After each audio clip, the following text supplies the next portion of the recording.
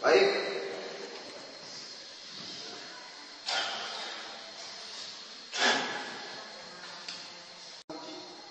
Saya bilang kepada teman-teman di lapangan, kita ini bersyukur punya kawan-kawan seperti ayahnya. Hal seperti ini jangan terjadi. Kenapa? Karena menurut pengalaman saya, orang yang sedang ditugas, siapapun mereka, orang yang sedang ditugas, itu memang pusing. Apalagi ngurus-ngurus masalah sehat. Pengalaman saya, masih kami ini, nggak usah ngurus-ngurusin begitu lagi. Itu nanti di gereja diurusnya. Tapi kami merasa bangga karena punya kawan-kawan yang bahkan mau belajar angkat Alkitab sekalipun di tengah-tengah liburan. Ini hebat.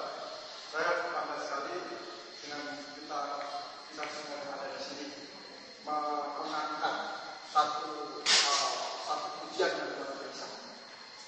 Baik Bapak Ibu jemaat sekalian, saya akan bacakan saja Alkitab ini.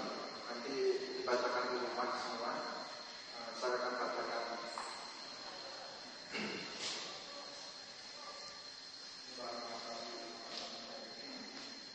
Saya bacakan kitab 1 Petrus.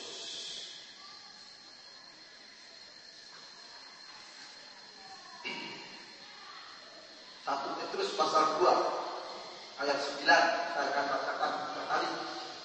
Tetapi kamulah bangsa yang terpilih, imamat yang rajani, bangsa yang kudus, umat kepunyaan Allah sendiri, supaya kamu memberitakan perbuatan-perbuatan yang besar dari Dia yang telah memanggil kamu keluar dari kegelapan kepada terangnya yang ajaib.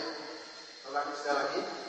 Tetapi kamulah bangsa yang terpilih, imamat yang rajani, bangsa yang kudus, umat kepunyaan Allah sendiri, supaya kamu memberitakan perbuatan-perbuatan yang besar dari Dia yang telah memanggil kamu keluar dari kegelapan kepada terangnya yang ajaib. Kita sudah bacakan 2 kali.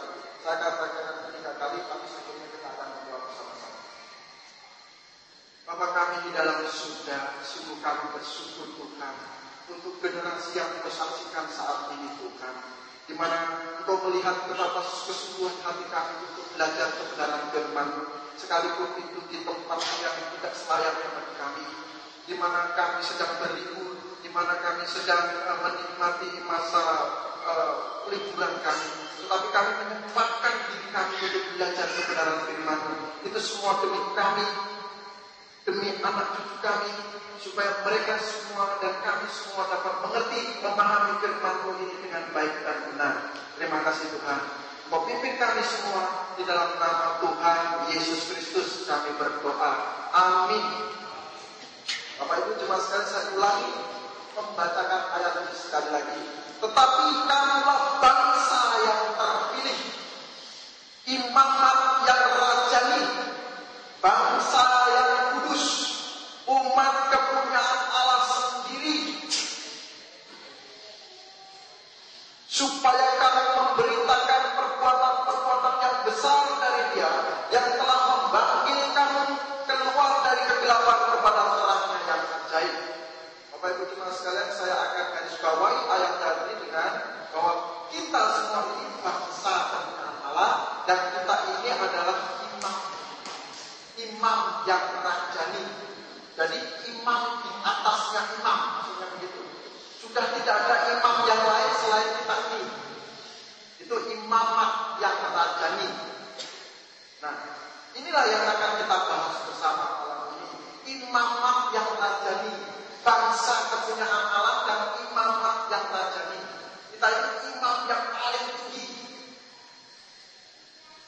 di antara bangsa-bangsa lain. Kita ini selain bangsa terpilih, kita ini imam yang levelnya tertinggi di manusia ini. Nah, kemudian kenapa bisa begitu? Karena kita ini mengikut imam besar, yaitu imam di atas segala imam, Kristus sendiri. Nah, sekarang saya akan coba jelaskan dulu sebelum itu supaya jangan kita nanti salah-salah mempraktekkan. Nah, imam ini. Jadi karena imam kita harus mempraktekkan keimaman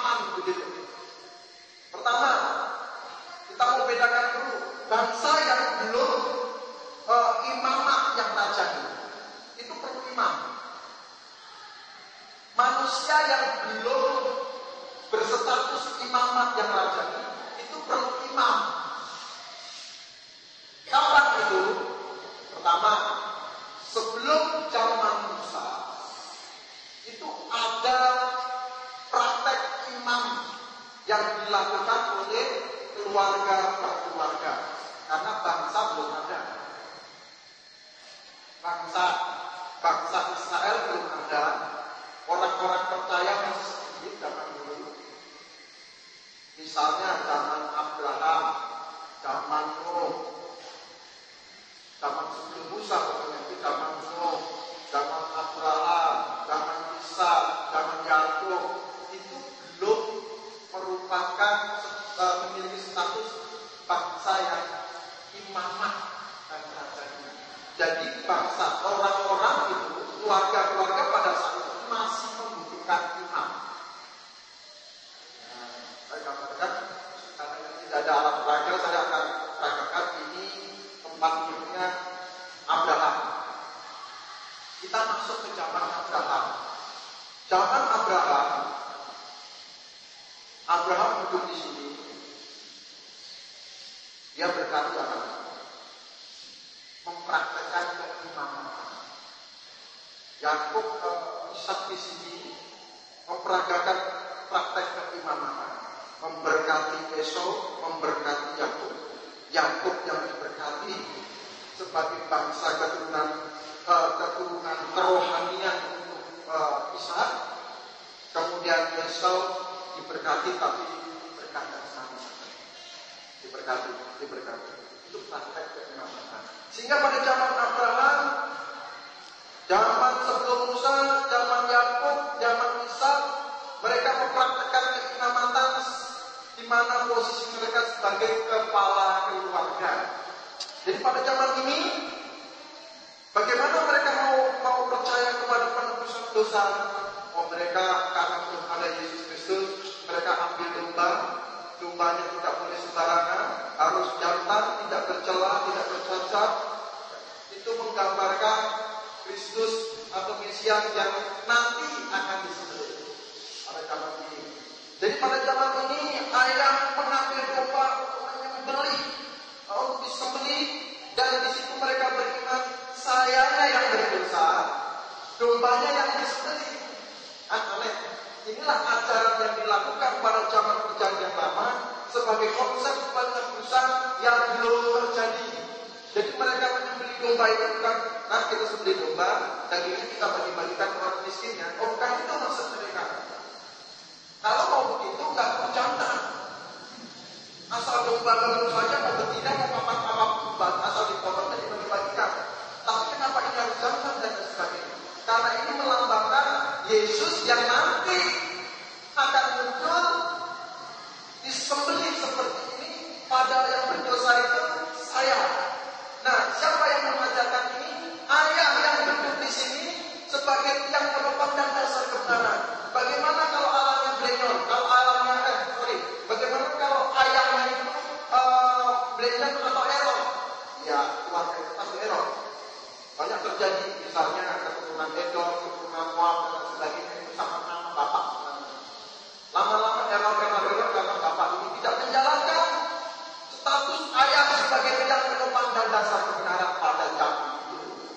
Sehingga kalau ayahnya rusak, sudah dipastikan generasinya rusak. Tapi kalau ayahnya baik, ayahnya benar, maka generasinya akan benar dan baik. Nah, pada zaman ini, zaman ayah sebagai tiang penopang dan dasar kebenaran. Disinilah ada istilah namanya family altar. Family altar itu ada di zaman Abraham. Family keluarga, altar itu altar keluarga. Itu ada di zaman Abraham. Ada di zaman Ishak, Yakub dan lain sebagainya. Nah, saya garis bawahi sekarang di sini ayat sebagai tiang penopang dan dasar kebenaran. Kemudian mereka percaya kepada Yesus yang dilambangkan oleh domba yang disembelih. Karena pada saat itu belum ada bait suci, mereka tumpuk-tumpuk batu sembarangan atau sederhana saja, tumpuk-tumpuk batu disembelih domba di atas. Nah, ini masa pertama. Masa kedua,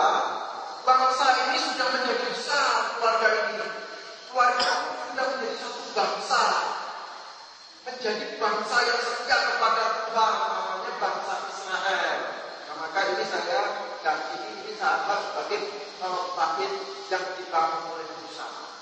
Di mana Musa berkhotbah di bait itu, di bait suci ini, karena bentuknya sudah berbangsa, bukan lagi perkeluarga, maka tiang penopang dan dasar kebenaran bukan lagi ayat, tetapi tiang penopang dan dasar kebenaran itu sudah bangsa Israel.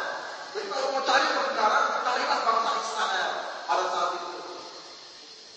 Jadi kalau mau cari kebenaran, carilah bangsa Israel pada saat itu. Kalau mau sembelih domba, dan lagi tunggu batu sembarangan, sederhana begitu, seperti Nuh turun dari kapal, dari perahunya, dan langsung dia cari batu, dia sembelih domba-domba. Tetapi setelah menjadi satu bangsa, itu sudah disusun sedemikian rupa menjadi satu kemah suci atau bait suci, dibangun sedemikian rupa sehingga tiang penopang dan dasar kebenaran itu bukan lagi bangsa, bukan lagi ayat, tetapi sudah bangsa Israel. Di sini praktek keimamatan masih ada.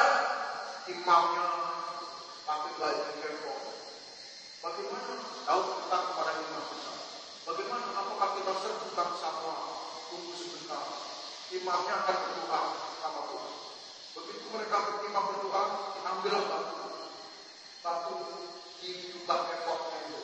Kalau diambil batunya namanya uring. Uring itu artinya iya.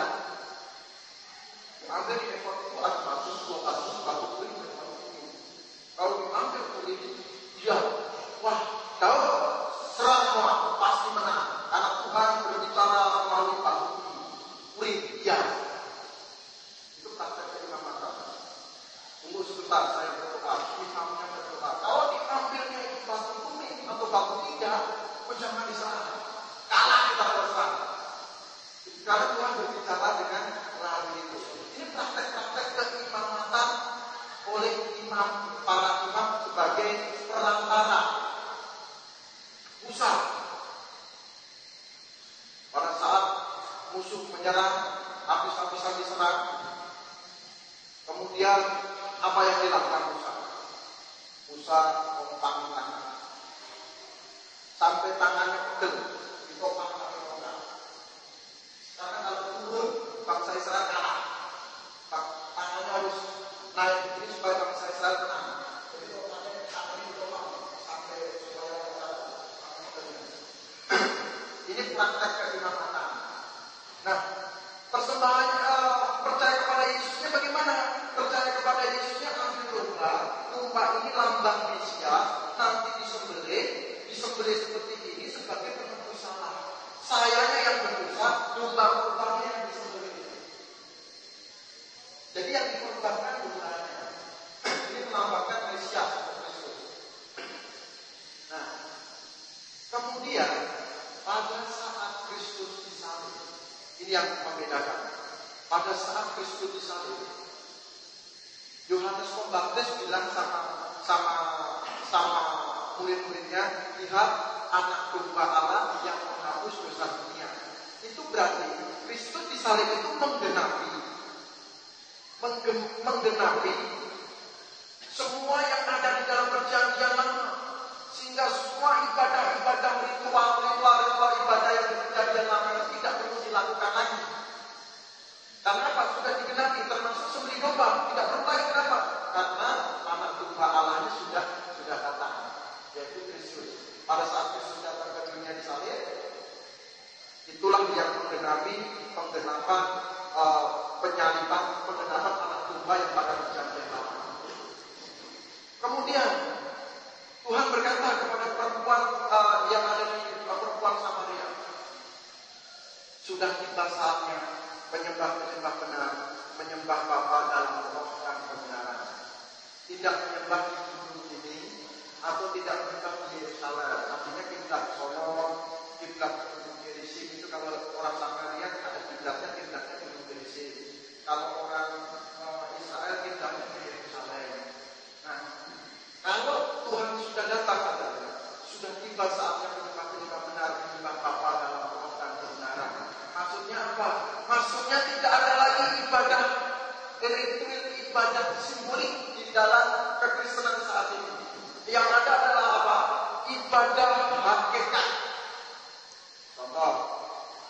Kita tidak perlu cuci tangan sebelum baca Alkitab. Maksudnya 7 kali cuci tangan ambil air wudhu itu tidak perlu. Kenapa?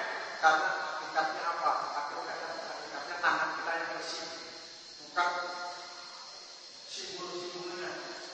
Misalnya cuci kupingnya supaya dengarnya bagus, cuci mukanya supaya kita kelihatan di depan Tuhan bersih dan bukan begitu lagi. Tetapi yang dituntut oleh Tuhan sekarang adalah hati kita yang bersih, bukan keluarga yang bersih, tapi hati kita yang bersih. Itu ibadah dalam roh dan kebenaran. Maka di dalam kekristenan tidak perlu digunakan lagi praktek misalnya tumpang tangan. Nanti jemaahnya terima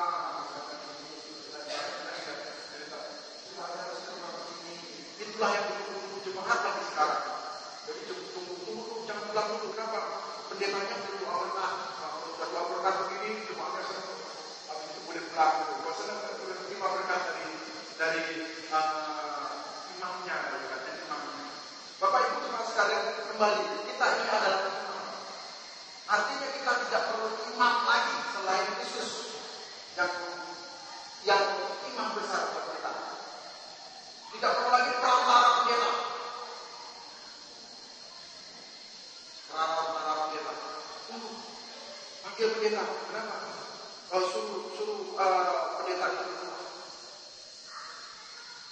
namanya pendeta. Jadi salah. Seharusnya gembala. Kalau orang tadi bukse itu benar kan? Bukse itu masih penting. Pendeta itu suara kayak kotak begitu, pendeta itu kayak kotak, sehingga kita menghargai dia itu semua seperti imam. Ini salah.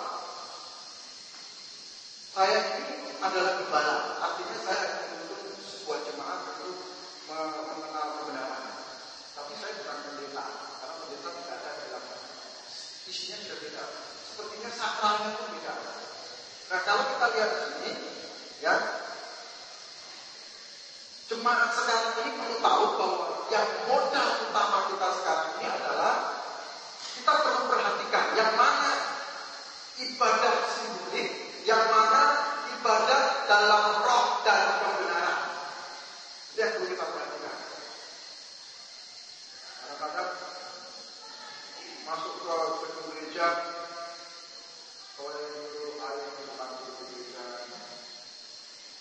itu simbolik sebenarnya. Itu simbolik. Misalnya apalagi simbolnya apa? Satu hal yang simbol-simbol yang sebenarnya tidak diperlukan lagi karena itu sudah ada di dalam perjanjian lama. Kita ada di dalam perjanjian baru itu menyembahnya dalam roh dan kebenaran. Kalau kita menyembah dalam roh saja itu bahaya. Nanti over roh saja, dikit-dikit roh. Tapi tidak dalam kebenaran. Dikit-dikit roh. Tunggu sebentar.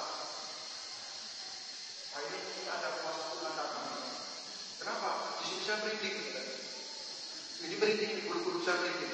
Tuhan sedang datang ke hadirat kita. Mari kita menerima hadirat Tuhan. Kenapa? Ini merinding.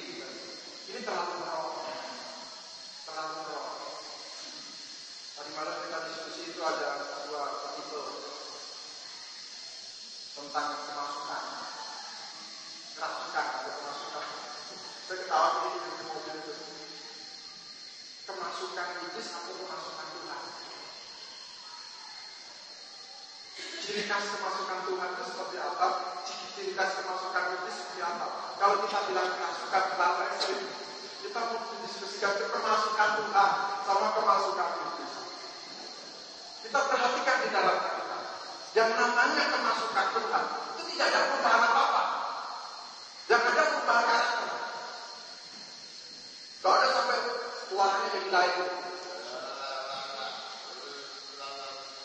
itu bukan kemasukan Tuhan. Di dalam Alkitab, yang namanya kemasukan Tuhan tidak ada perubahan apa-apa. Yang begitu-begitu saja. Cuma karakter yang berubah. Guru besar datang kepada Tuhan Yesus mau belajar, namanya Nikodemus. Tuhan, kemarin kamu ngomong, bagaimana saya yang sudah tua ini masuk rahim ibu saya lagi? Bukan. Dilahirkan baru itu bukan badannya, maksudnya dilahir itu nggak bisa. Dilahirkan baru itu rohnya, lahir baru. Kalau rohnya baru, maka karakternya menjadi baru. Tapi kulitnya ya tetap selalu matang seperti saya begini. Nggak bisa kalau lahir baru berubah. Jadi seperti Pak Karel, nanti Pak Karel lahir baru berubah jadi seperti saya selalu matang. Karena begitu.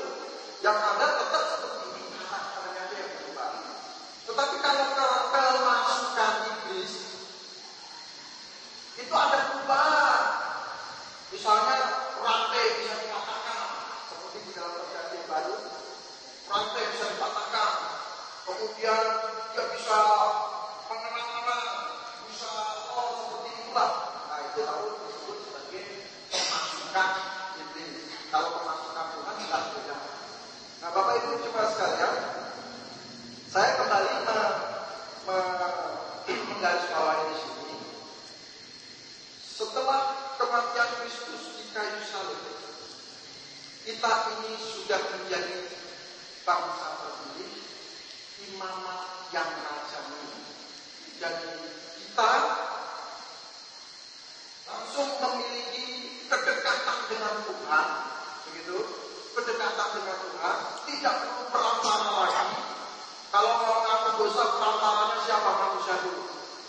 Pak, saya Pak Pendeta, saya tadi malam berdosa begini ya. Nah ini ada perantaraan. Dan kita bukan imamat yang rajani. Kita imamat yang ini, apa itu, bupatinya atau wali kotanya, kita masih di bawah itu. Belum yang rajanya. Kalau rajanya ya, pendetanya itu rajanya, imamat raja. Ibaratnya begitu. Jadi praktek-praktek terus ada lagi istilah-istilah yang sebenarnya tidak diperlukan, malah sekarang bikin istilah baru yang tidak ada di dalam Alkitab karena kekristenan dibikin susah lagi. Kekristenan sudah dalam konteks kebenaran dibikin susah. Sekarang sudah mendekati akhir zaman. Mari kita melaksanakan puasa Daniel. Gimana ada puasa Daniel di dalam Alkitab? Puasa Esther. Kalau orang Jawa itu puasa merokok. Merokok itu makan yang ya, puasa putih itu makan yang nasi putih saja. Puasa maghrib itu puasa yang dan dilakukan terus. Nah itu sama seperti dulu, simbolik kembali dibalikan. Nah ini yang kita renungkan bersama.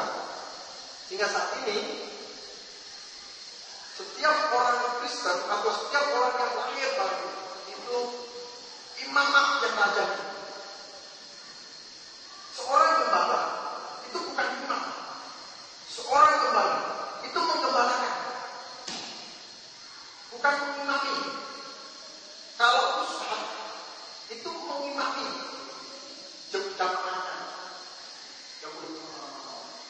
Kalau tidak ada imamnya, sholat tidak bisa jalan. Tapi seorang gembala itu bukan imam, karena semuanya adalah imamat yang rajani. Gitu. Jadi kita ini adalah umat pilihan Allah dan imamat yang rajani. Baik. Sampai di sini ada yang mau didiskusikan atau dipertanyakan untuk tema kita ini. Ada yang mau bertanya bagaimana?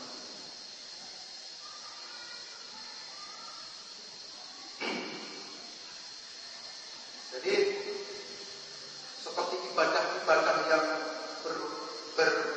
berbentuk simbol-simbol, berbentuk simbolik-simbolik, ya seperti simbolik-simbolik di dunia ini sudah diperlukan sebenarnya di dalam zaman kita perjanjian baru ini. Ini yang saya sebutkan pada siang hari ini. Ada yang mau bertanya? Ya Pak Sati. Bagaimana orang menyembah di dalam roh dan kebenaran? Menyembah dalam roh dan kebenaran. Menyembah dalam roh dan kebenaran. Pengajaran seperti ini, kita harus bisa berbahasa roh. Nah kalau itu baru kita menyembah di dalam roh. Ada orang, kalau kita menyembah di dalam roh dan kebenaran itu, kita harus bisa berbahasa roh. Ya, bisa berbahasa roh. Ya, Ya, oke. Tadi malam kita membahas tapi sama jadi kita ceritakan juga bagusnya gitu. Menyembah di dalam roh dan kebenaran itu begini, lawannya menyembah dalam ritual ibadah. Ini Tuhan Yesus tidak sedang berbicara tentang bahasa roh, tujuan pengetahuan, tapi Tuhan Yesus sedang berbicara untuk seorang perempuan yang sebelahnya itu kiblatnya di Gunung Gerizim. Coba kita buka ayatnya supaya kita jelas konteksnya dulu. Kita buka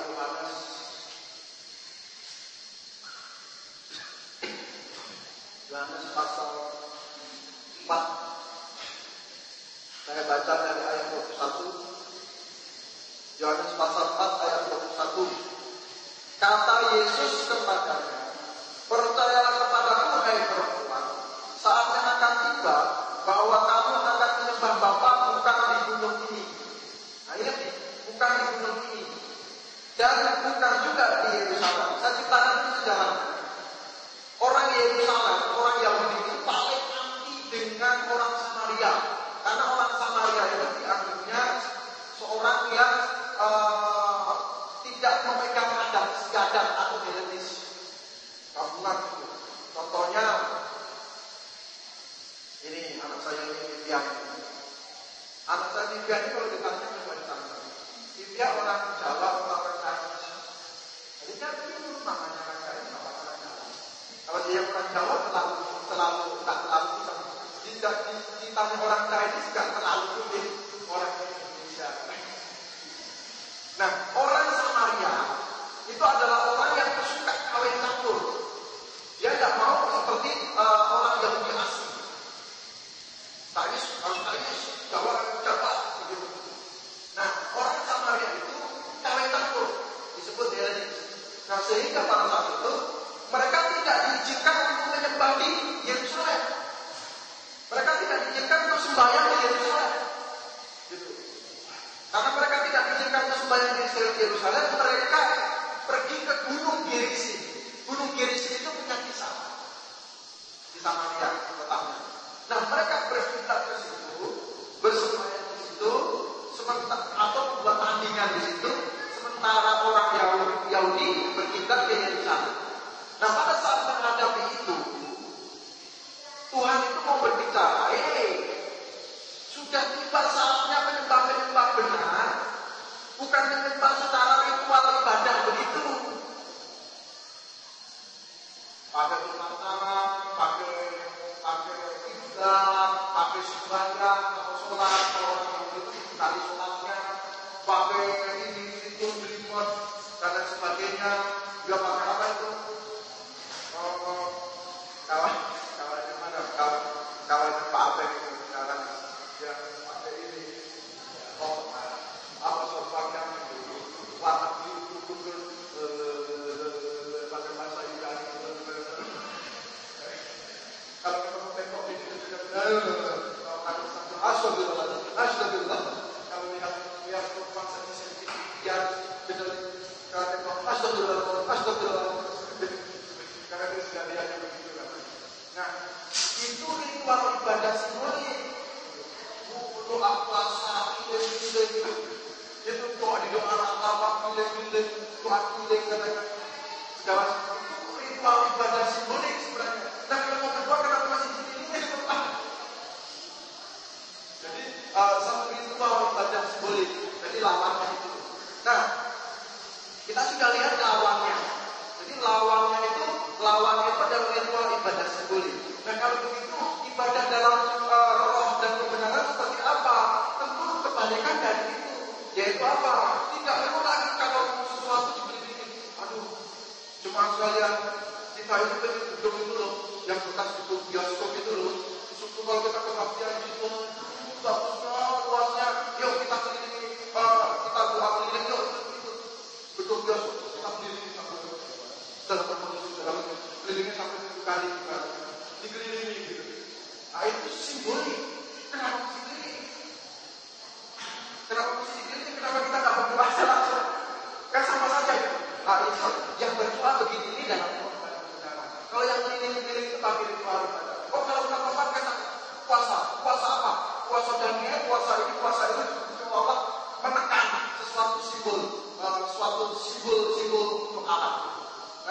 yang masih dalam ritual ibadah seperti itu. Sementara di dalam roh dan kebenaran, itu sebenarnya yang dimaksud itu dengan tata caranya. Nah, kalau bahasa roh, bahasa roh itu sebenarnya bukan dalam kita kategorikan bukan dalam roh, tapi penyembahan yang salah. Begitu. Kalau yang namanya dalam roh bukan seperti itu. Penyembahan dalam roh itu begini, menyembah dalam roh itu begini. Saya tampilkan. Ini. Saya sebelum sembahyang cuci tangan, cuci kaki, kumur-kumur, basuh piring, basuh pidan. Terus kalau sembahyang saya mesti sujud sampai suruh sini sampai kita kan gitu. Itu maksudnya apa? Itu maksudnya simbol tangan saya sudah dicuci bersih Tuhan. Ya Allah, tangan saya sudah bersih kan, kuping saya sudah bersih, tidak kewenangan lagi dihajat benar. Kemudian mata saya sudah dicuci, mulut saya sudah dicuci, hidung saya sudah dicuci, muka saya sudah dicuci, lihat saya sudah bersih. Itu dalam simbol. Sementara dalam roh itu tidak seperti itu. Ingat ya, tidak seperti itu, tetapi tangannya bersih. Sekalipun di sini belepotakoli, tangannya belepotakoli, tapi tangannya bersih, tidak mencuri. Itu dalam roh namanya. Dan kebenaran. Sekalipun kakinya belepotak lumpur seperti petani, tetapi kakinya dipakai untuk bekerja yang benar, yang halal. Itu namanya penyembah dalam roh dan kebenaran. Sekalipun gitu ya, sekalipun mulutnya itu menyon-menyon dan tidak jelas punya misalnya, berkatanya pun tidak jelas, tetapi mulutnya ini berkata-kata dengan baik, selalu memberitakan Injil. Itu namanya penyembah dalam roh dan kebenaran. Menyembah dalam roh dan kebenaran, bukan sok-sok kumur, sok-sok dilakukan, sok-sok dibersihin, tapi duit orang meleng. Saya diskusi sama satu teman saya, saya bilang, karena dia bilang saya ini kafir, saya tak pernah bilang bapak kafir. Saya bilang begini, sekarang saya mau bicara sama bapak bukan orang kafir, Ustaz. Saya orang kafir. Di tengah-tengahnya orang yang bukan kafir dan saya kafir itu adalah orang munafik. Apa itu orang munafik? Orang munafik itu tentu bukan orang kafir. Gak mau deh bilang kafir, orang kafir itu. Orang munafik itu adalah orang yang tadinya sudah mengaku baik tapi munafik. Contoh, isinya juga tapi kelakuannya tidak bersih. Kan begitu, itu munafik. Tangannya kalau supaya selalu dicuci, tapi pembaca sini, misalnya, itu namanya munafik. Itulah yang bilang, kamu orang munafik, kata Tuhan kepada orang Yahudi, ya begitu. Nah, lalu yang kita dalam roh dan kebenaran seperti apa? Adalah orang-orang yang mengerti hatinya benar, sehingga karakternya jadi benar. Itu orang yang menyembah dalam roh dan kebenaran. Gitu. Jadi karakternya jadi benar. Nah, kalau bahasa roh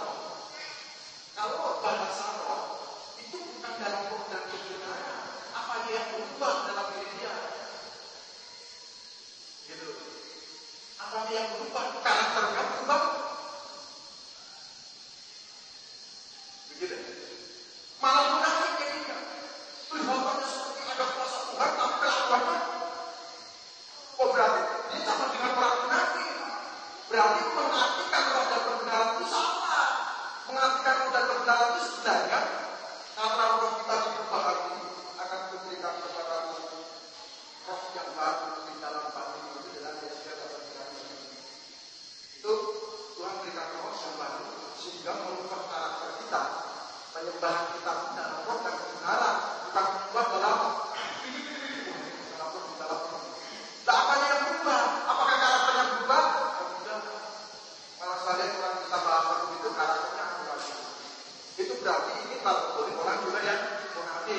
bukan menyembah dalam roh dan kebenaran. Menyembah dalam roh dan kebenaran itu adalah perbaharui roh kita sehingga mengubah karakter kita. Itu harus digarisbawahi oleh pesan-pesan bahwa menyembah dalam roh dan kebenaran itu adalah memperbaiki karakter kita karena kita sudah baru, bukan wah ini itu. Jadi kalau begini nanti mengambil. Oke ya Pak Tadi, ada lagi Pak yang mau ditanyakan?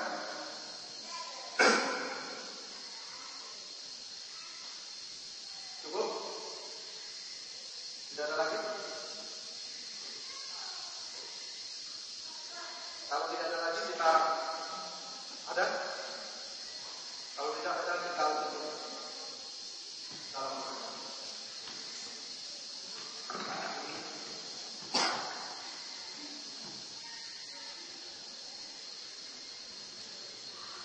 Bapa kami di dalam surga, sungguh Tuhan, bukan maksud kami untuk merasa tinggi, merasa baik, tetapi kami mau supaya ketika kami datang kepada-Mu Tuhan, mengerti dengan benar firman, melaksanakan dengan benar firman, sehingga Tuhan karakter kami menjadi berubah seturut dan sesuai dengan firman. Karena di dalam hidup kami Tuhan, sekalipun hidup kami ini sementara kami memiliki tugas yaitu membangun karakter untuk hidup kami sendiri. Tuhan di sini sekarang